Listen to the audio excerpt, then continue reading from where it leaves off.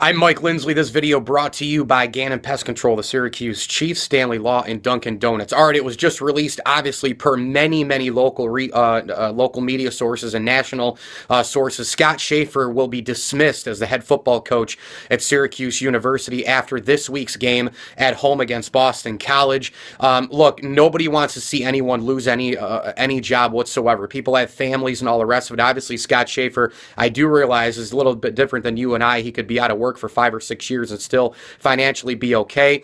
But you still have to feel, obviously, a little bit for the guy.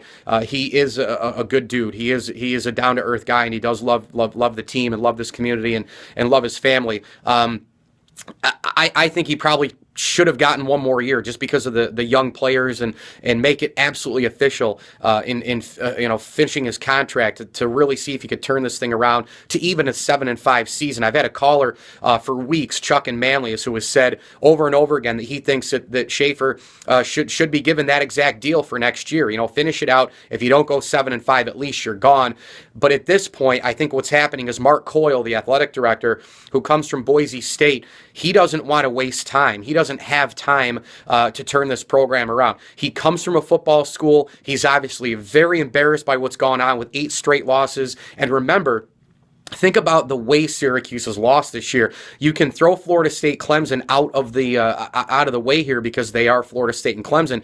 Look at the Pittsburgh game. Had that one here, lost. Got blown out at South Florida with 2 weeks to prepare after the LSU game and hanging with LSU. Syracuse gets blown out at NC State, blown out at Louisville. Completely mismanages the game against Virginia and loses in triple overtime. And I think against some of those teams, really, Syracuse had as good athletes, if not better. They were faster. They've got some guys who have fallen in their lap this year, and Eric Dungy and company. Speaking of him, it doesn't help Shafer that he left him in the game too long against Louisville. So here's the thing.